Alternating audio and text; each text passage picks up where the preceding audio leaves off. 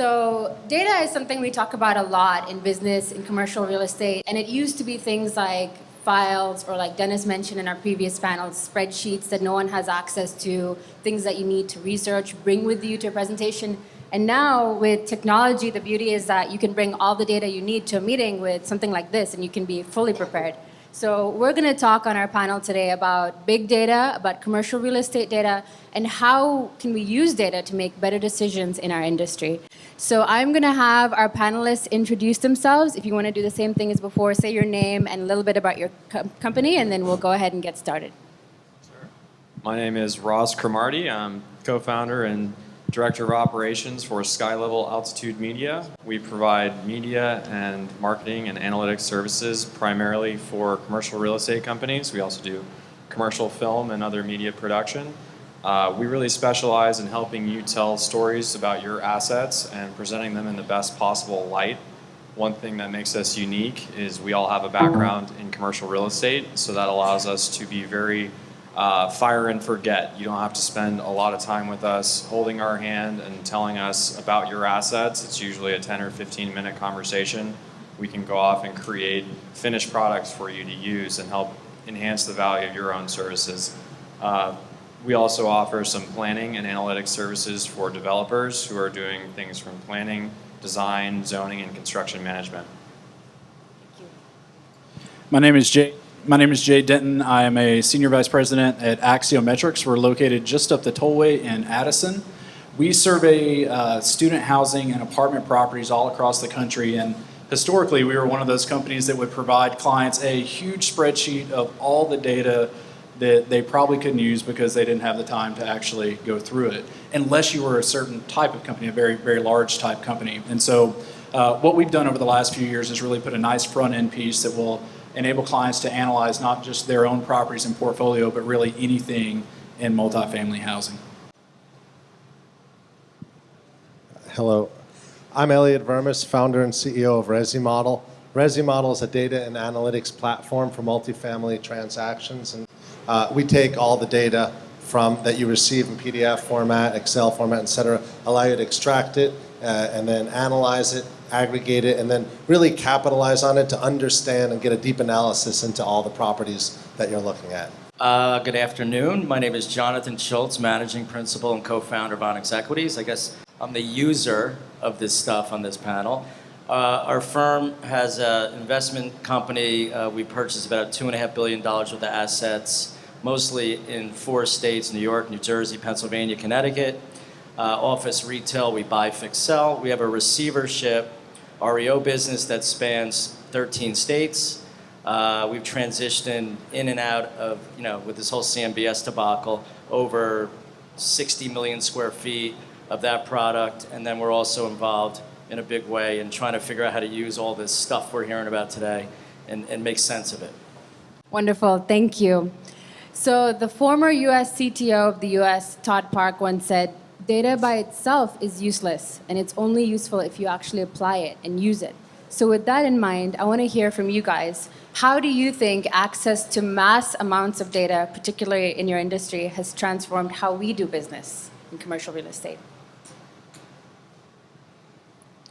Yeah, I would just say, from our company in particular, looking at the types of clients that we have gained over the last few years as we've really changed our interface, we're allowing more data points to be seen, but we're also simplifying the way that you get to it. And I think that once that's done, big data is obviously very important, but if you just keep adding on data to a report and all of a sudden your report's 2,000 pages long, you still come back to how do I make a decision using that? So to simplify it and make it where companies of any size or people of any role within the company can really use that information.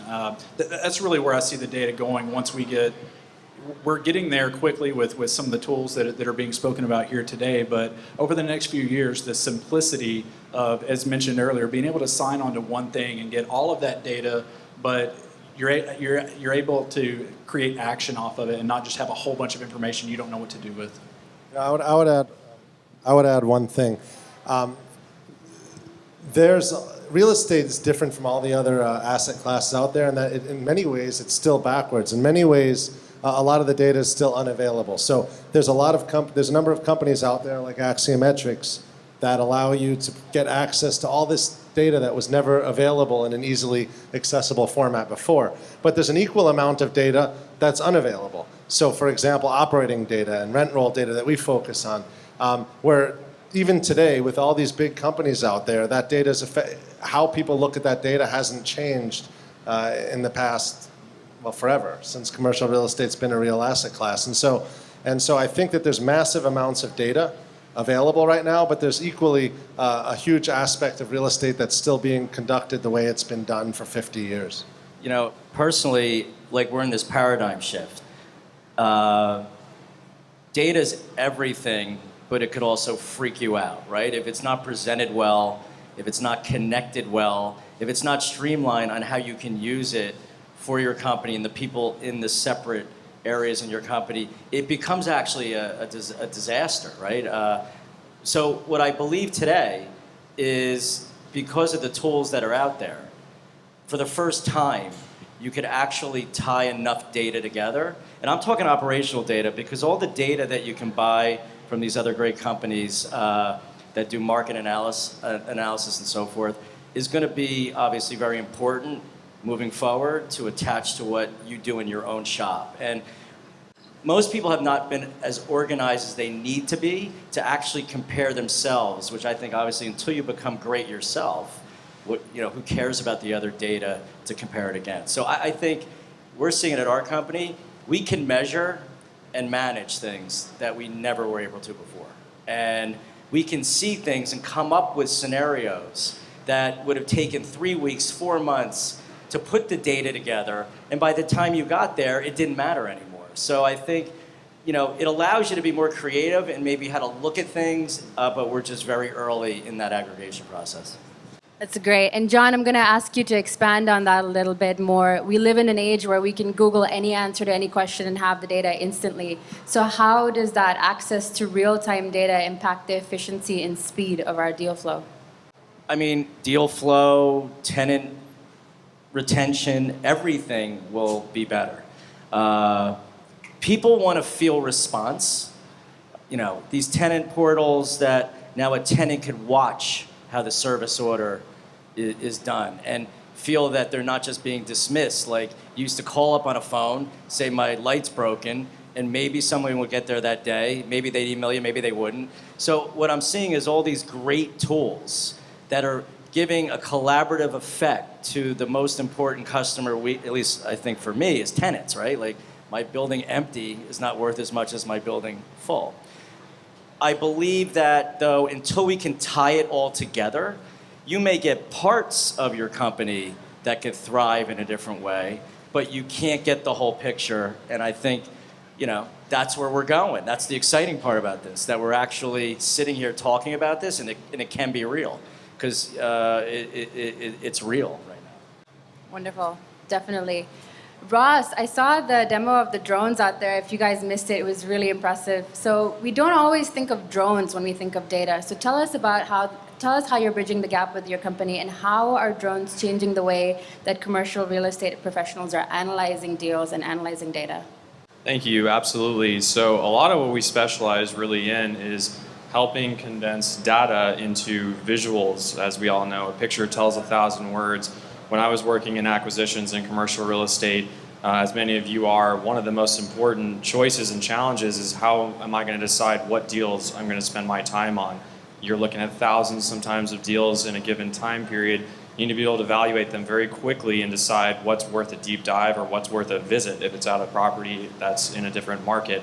What we specialize in is providing a visual via drones. Honestly, is one of the easiest ways to show. In a 1 minute and a 90-second video, we can basically condense a 250-page OM into something that can be very, very quickly digested, and an acquisitions person can decide, do I need to invest the time in understanding this deal, and is it worth my time? It's something that we've talked to a lot of sellers have said, this is something that enables out-of-state buyers to compete with local buyers because it lets them quickly get a visual overview of a building and help them make a decision on whether or not they want to spend the time.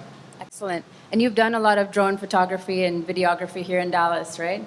Yes, that's right. We've worked with quite a few of the clients here, including Quadrant, who's been a nice client of ours. We did some work for this building to help them showcase the expansive renovations that are going on here. We also do have some planning tools, which are very interesting. Drones are interesting because they're really just a medium for capturing data. Most of what we capture is optical data, fancy way of saying photographs or video. But when you combine that technology with new software such as image recognition software and orthomosaic software, which is a fancy way of saying putting pictures together. If you guys have ever taken iPhone pictures, pan them around, create a panoramic, what we can actually do is take pictures on a grid that can be as large as 10,000 acres, stitch them together into a single map, which can even go further into being a 3D model. What does that mean? It allows planners to actually look at a real-time photorealistic 3D topographically accurate representation of the neighborhood they're planning in.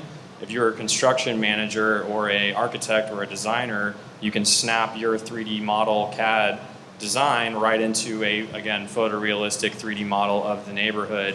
And finally, you can actually use it to do things like measure excavation volume, your fill volumes. You can do flood analysis. Most developers know when you scrape a green field, you have to figure out, are you going to create a flood hazard? These are all things that we can do now with drones much more accurately and much more cost effectively than traditional means. And I personally think it's going to change the way we build, plan, and design new buildings. Awesome. So now I'm just curious, what's the coolest drone project that you've been involved in so far? That's a tough question. I always like to say my favorite deal is the next deal. That's a line I stole, of course. But I would say, we've had a great time with our commercial real estate clients. There's been some really great projects we've done. Probably the most fun projects have been commercial film projects where we've done some cool national advertising campaigns. But honestly, I'm looking for the next thing. So one of your deals is going to be my favorite. Working a pitch, nice. So Jay, question for you. How has technology, particularly in CRE, made your job easier? Yeah, well, I'm a user of Axiometrics data. I work for the company, but I do a lot of consulting work with clients to help them figure out, are you in the right markets? Are you in the right sub-markets? All the supply, if you look around here locally, there are a bunch of apartments being built. How is that going to impact your portfolio? Are you priced right, versus your competitors? So all of these things, and I used to spend hours and weeks putting together, before I would go to a client presentation, before the team got as large as it is now, I used to do it myself. And I would spend a week just putting together all this information and just to get the chart, you do all that just to get the chart that you then analyze. Now we can add any set of properties in the country we want. And my trip to Chicago to meet with a client, I didn't start reviewing anything about their portfolio until I got on the plane. And so in some cases it makes me feel lazy because I don't have to work nearly as hard to get the same type of results. But then it also frees me up and it frees other team members up to do things that are more impactful. So instant results across different levels, of multifamily. Awesome. Elliot, question for you. So we live in a data-driven economy, and especially in our industry, there's so much data happening between the buyers and the sellers and the lenders. What would you say is the biggest challenge preventing real estate professionals from capitalizing on all that data? Well, I think it's the lack of standardization. I think that 50% of all underwriting and analysis time is spent just taking the data you receive and getting it in a format that you can consume. And that's ridiculous. And if you think about all the people engaged in real estate finance and real estate analysis, 50% of that time, that's absolutely ridiculous. And I think the result of having standardization, actually, let me make an analogy. If you think about when you're looking at someone's credit rating, or a company's credit rating. Imagine that you had to hire a private investigator to look for all the data, get all that data, then look at it and try to make sense of it. Or you can go to a standard FICO and pull a FICO score, right? That's the difference between trying to have to make sense of all this data that's non-standardized or having a standard. And no one would dream of doing that today. So real estate really is going down that same path. Awesome. So, okay, now I'm going to open it up to the panel, so anyone that wants to answer this question. We are living in the future. We look at data 5 years ago and 5 years like now in the current time, it's so different. Things have changed so much, and all of your startups are doing very innovative things in that industry. But when you look at the future of big data, at commercial real estate data, what is an area that is yet to benefit from big data in commercial real estate? The whole industry. I mean, there is no big data. I think we're forming Scandalous it now. answer.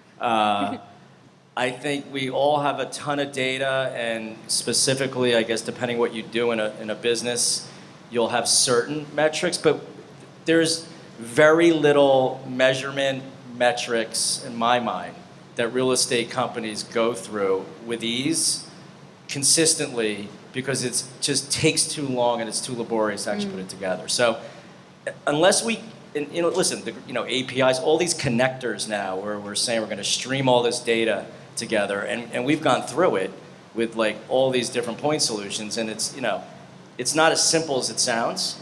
It can be done, but these systems are written differently. So I guess when you come back to standardization, if there was some plug and play, like Salesforce is the greatest model, right? All the other things that you need, you can just plug in and have, right? And have data, have measuring tools. And to me, if the accounting systems a while back thought that way, instead of trying to think that they need to be now what everybody else is trying to be in their next life, with having older systems, and it's very hard to change when you're that integrated for so long. That's the model. The model is, I want to be able to plug something in that I need, have it work, and solve a problem. And that's where I think it has to go. And I think we're getting there. We're streaming data from our accounting system into several systems. But it's just, it's not easy. It's not an easy process. It's funny. I was thinking about some things that I wanted to say, when I was coming here. And something just popped into my head, literally, as John was speaking. Fantasy sports, the whole fantasy sport betting scandal that's been going on. And the problem is that they have these sophisticated users who have all these algorithms who are gaming this, they call it gaming the system, gaming sports, all right, gaming the system. And they're using all these analytics to basically make better investment decisions, right? And it's totally changed how people are betting. Now, look at commercial real estate. I think better access to big data, better analytics is going to enable certain people to game, I don't want to say game the system, it's not gaming, but that's what they say in the newspapers, but enable them to make better investment decisions and really dominate. And it's going to work to the disadvantage of the people who are not accessing all that data. So in the future, I think, whereas real estate has been in the past a sort of gut level, finger in the air type of asset class, that's not going to continue. I mean, look at that movie Moneyball, right? I mean, it worked. I mean, like, it's not going to work all the time, but it changed the way they went about putting a team on the field, right? So who's to say if we're not tight like we should be with these systems, with the data, that we can't actually have more growth for the people that work in our company in different ways? Training, retraining could go away, right? I mean, if a system's set up and it talks to you and it works with you and has workflow all attached. So there's so many ways, not only big data, but process and workflow that has really not been attached together in a well-designed way in real estate, which is this silo effect we all feel, which is having these old tools that we use, but they just are not great, change.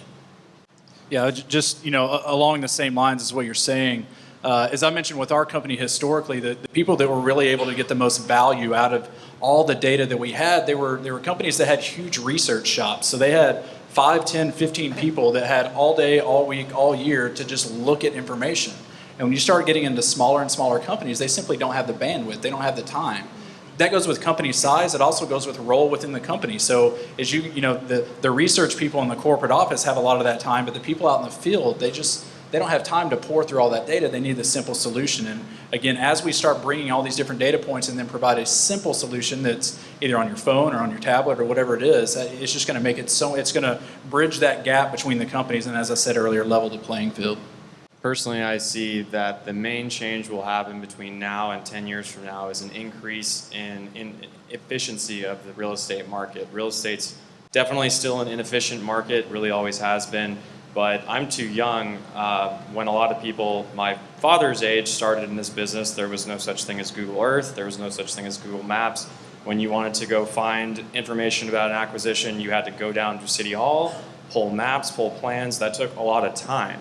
Now, obviously, there's new technologies available that make this easier. With these gentlemen up here, that process is going to continue as transparency expands. Our business is also geared around basically enhancing presentation, enhancing transparency in these assets.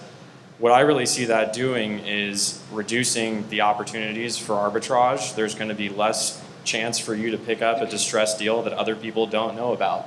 It didn't used to be that properties were blasted out to 10,000 people.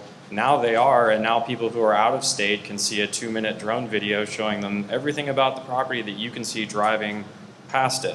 So in my mind, that means firms are going to have to work a lot harder to add value. They're going to have to work a lot harder to find those acquisitions that really fit to them, because easy opportunities for inefficient acquisitions are going to drop. And you bring up a great point, which is both of you talked about mobile. So let's talk about mobile for a second. How has access to mobile data and mobile information given us an opportunity to improve in the way we transact and engage in our business?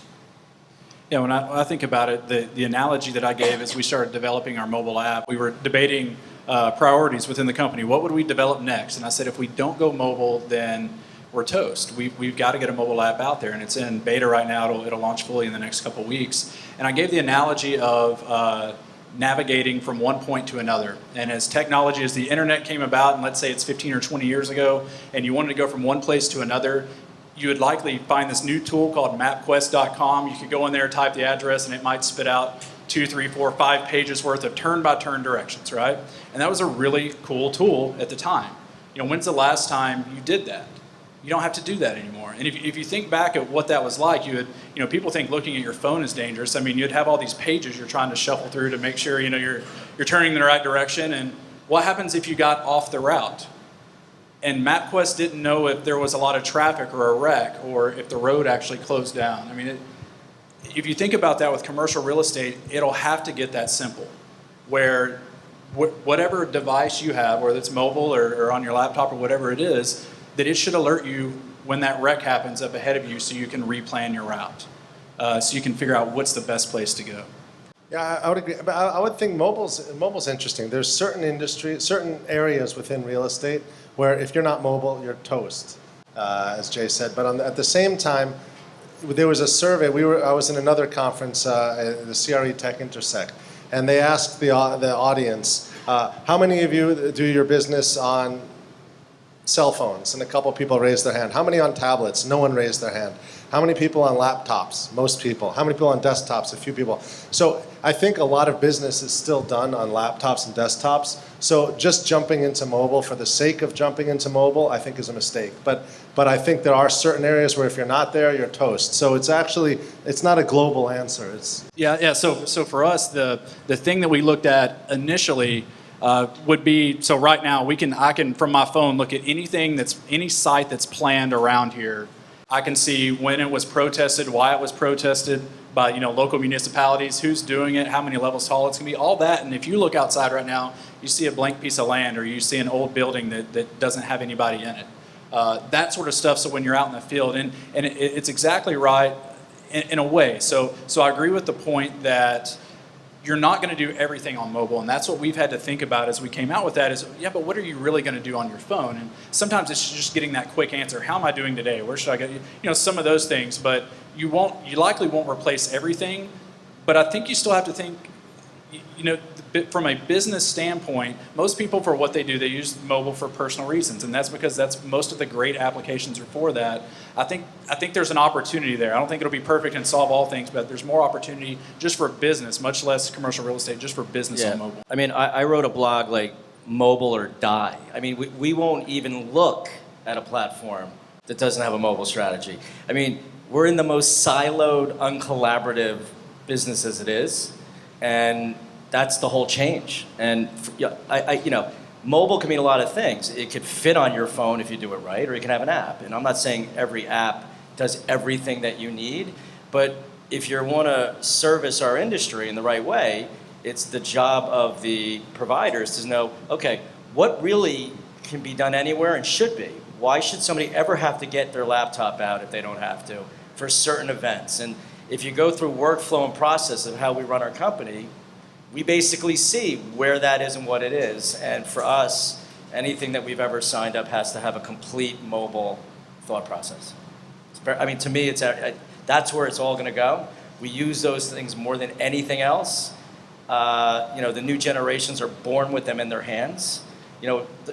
It's more than just us sitting here. Like, as much as we're trying to create all this change, it's great, but it's going to be expected and demanded. I mean, I think, like, one of my friend's kids, he won't go to a parking garage unless he can use his, scan it, right? He won't go talk to a person, right? He just won't go to that garage.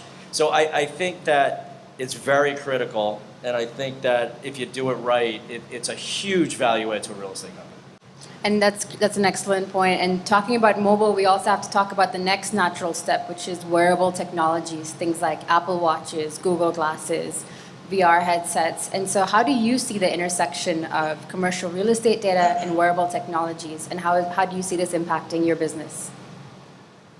Well, I certainly get to enjoy using wearable technology with drones. Is certainly a great time. We get to use headsets and things like that to basically put ourselves in a point of view of the aircraft.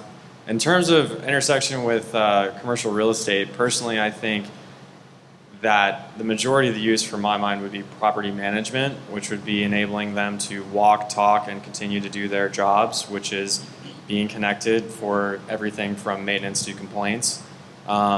Personally, I think it could be very interesting to have a security office or a property management office where they had wearable access to a drone's point of view of their property, as battery technology and power tethering technology enable drones basically to stay in the air indefinitely.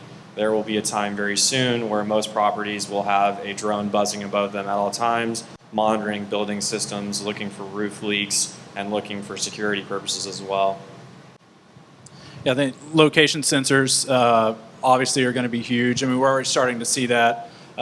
Certainly in office, where you can look in certain buildings that have been designed over the last few years where they can shut down automatically, as talked about earlier, just from an energy efficiency. Also, buildings that have 2,000 employees, but they know that they only need seats for 1,000 based on how people move around. In apartments specifically, amenity use, and how often are people actually using those amenities? Some are for show, some are supposed to actually make get a lot of use. And so speaking with developers, that's one way that they're looking at it. From the virtual reality perspective, I think what will end up happening at some point, right? All this stuff is going to come at some point.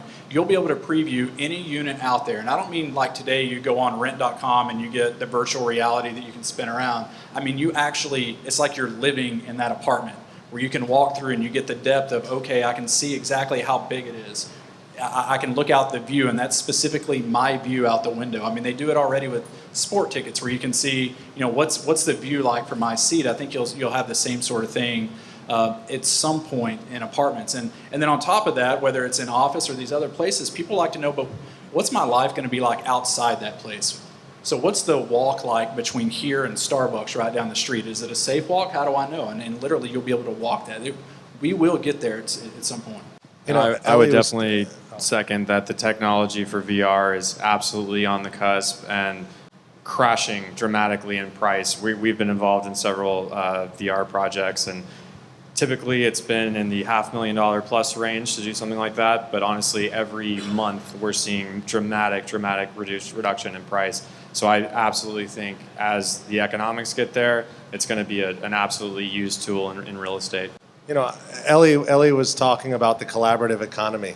And what I think would be really neat from this virtual stuff, imagine, you rent an apartment or buy a house, you can go virtually and figure out and take pictures of all your furniture and basically furnish everything and move things around like in Minority Report or whatever the movie was, and basically furnish your entire place and then have a third party come in, collect your furniture, put it there, and you don't do anything.